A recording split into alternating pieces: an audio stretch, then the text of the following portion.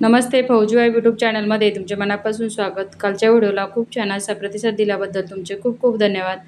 मी आज घेऊन आले आहे तुमच्यासाठी खास रेसिपी। तोंडाची चव जर गेली असेल तर ह्या रेसिपीने तुमच्या तोंडाला चव नक्कीच येईल। अशी कोणती रेसिपी आहे मग ही? तर ही रेसिपी आहे दोडक्याचा झणझणीत ठेचा खमंग। तर यासाठी इथं पाव किलो हे दोडके घेतलेले आहे। चोपडे दोडके, आमच्याकडे चोपडे दोडके म्हणतात, काही ठिकाणी गिलके पण म्हणतात त्याला, काही ठिकाणी घोसावडे म्हणतात। तुमच्याकडे काय म्हणतात कमेंट करून सांगा मला। तर यासाठी एक पाव दोडके घेतलेले आहे, कोथिंबीर घेतलेली आहे थोडीशी, 5 ते 6 हिरव्या मिरच्या घेतल्यात, लसण घेतलेला आहे आणि एक कांदा घेतलेला आहे। सर्वात पहिले आपल्याला लसण सोलण्याची ट्रिक सांगणार आहे।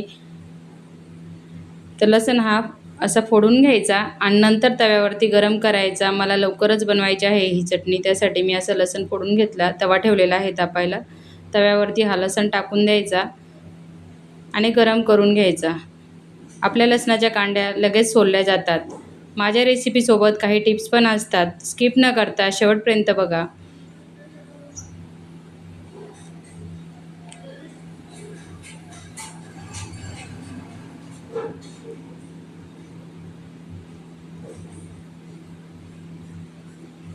तव्यावरती लसण ठेवलेलं आहे तापायला, थोडासा तापून घ्यायचा फक्त, लगेच अलगद आपल्या लसणाच्या पाकळ्या सोलल्या जातात।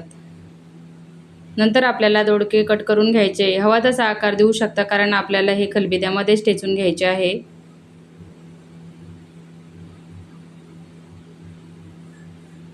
थोडे बारीक तुकडे केले तर खलबत्यामध्ये ठेचायला जरा सोपे जातात। काल मी लाईव्हमध्ये सांगितलं होतं दोडके खाण्याचे फायदे खूप सारे आहेत। दोडक्यामध्ये कॅलरी आणि फॅट्स प्रमाण खूप असते, तसेच पाण्याचे प्रमाण जास्त असते, त्यामुळे वजन कमी करू इच्छिणाऱ्यासाठी हे तर उत्तमच आहे। पचनक्रिया सुधारते, यामध्ये भरपूर प्रमाणात फायबर असते, ज्यामुळे बद्धकोष्ठता दूर होण्यास मदत होते आणि पोट साफ राहते।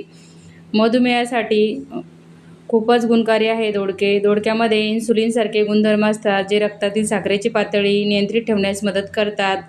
त्वचेसाठी पण फायदेशीर आहे। दोडक्यातील अँटीऑक्सिडंट शरीरातील विषारी घटक बाहेर टाकतात, ज्यामुळे त्वचा नितळ आणि चमकदार होण्यास मदत होते। डोळ्यांच्या आरोग्यासाठी पण चांगले आहे। यात व्हिटॅमिन ए मुबलक प्रमाणात असते, जे डोळ्यांचे आरोग्य सुधारण्यासाठी आणि दृष्टी टिकवून ठेवण्यासाठी उपयुक्त आहे। आणि तापासाठी तर खूपच फायदेशीर आहे दोडका।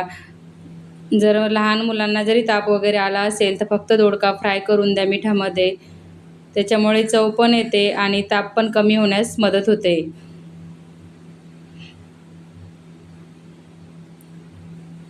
माझ्या रेसिपीसोबत काही थोडक्यात फायदे पण सांगितले जातात आणि सविस्तर फायदे जाणून घेणं असेल तुम्हाला तर लाईव्हमध्ये कालच्या व्हिडिओला सांगितलेले आहे, तिथून जाऊन बघू शकता तुम्ही। दोडके कट करून झालेत, तवा ठेवलेला आहे तापायला, थोडंसं तेल टाकलंय, त्याच्यामध्ये तव्यावरती मिरच्या टाकून घेतल्यात।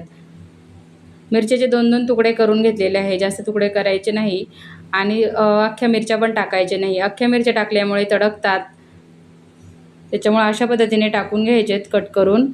आणि तेल टाकल्यामुळे काय होतं, आपल्या मिरचीचा कलर जसा तसाच राहतो, कलर चेंज होत नाही आणि खमंग पण लागते।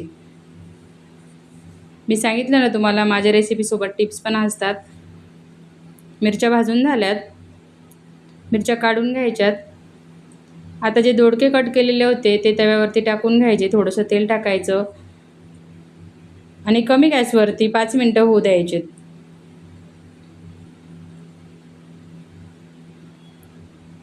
दोडके पण फ्राय झालेत, आता काढून घ्यायचे। सर्व आपल्याला एकत्र हे मिरची, लसूण, सांबार आणि दोडके तव्यावरती एक कांदा चिरून घेतला, तव्यावरती तेल टाकलं 1 चम्मच आणि आपल्याला कांदा फ्राय करून घ्यायचा आहे। कांदा फ्राय होईस्तोवर आपल्याला इकडं दोडके ते जे मटेरियल घेतलेलं आहे ते ठेचून घ्यायचं आहे। एकदम बारीक पण ठेचायचं नाही, ओबडधोबड ठेचून घ्यायचं आहे। तुम्ही मिक्सरलाही ग्राइंड करू शकता, पण मिक्सरला चालू बंद करून करायचं। खूपच टेस्टी लागते ही चटणी, तुम्ही एक वेळा नक्की ट्राय करून बघा। आवडल्यास लाईक करा, शेअर करा। याच्यामध्ये अर्धा चम्मच मीठ टाकलेलं आहे चवीपुरतं।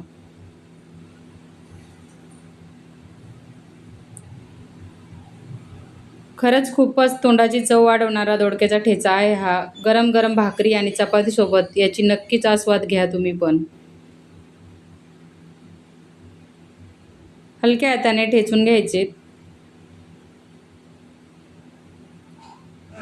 तिखटचं प्रमाण तुम्ही कमी जास्त करू शकता. कांदा पण फ्राय झालेला आहे. कांदा असाच फ्राय करून घ्यायचा. नंतर आपण जो ठेचा ठेचलेला होता तो याच्यामध्ये टाकून घ्यायचा. नंतर आपल्याला हा ठेचा तव्यावरती टाकून घ्यायचा आहे आणि 2 मिनिटं फ्राय होऊ द्यायचा आहे.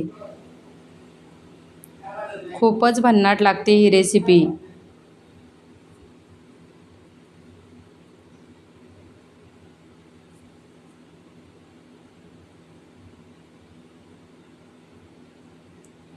कधी-कधी काही जास्तच मसाले न वापरता अशा पद्धतीने पण कधी-कधी रेसिपी करून बघायच्यात.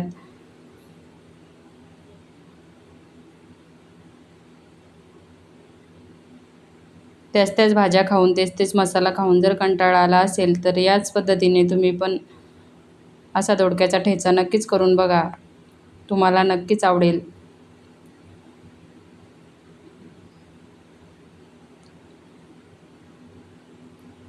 किंचित हळद टाकायची थोडीशी. टाकायची असेल तर टाका, नाही तर स्किप पण करू शकता तुम्ही.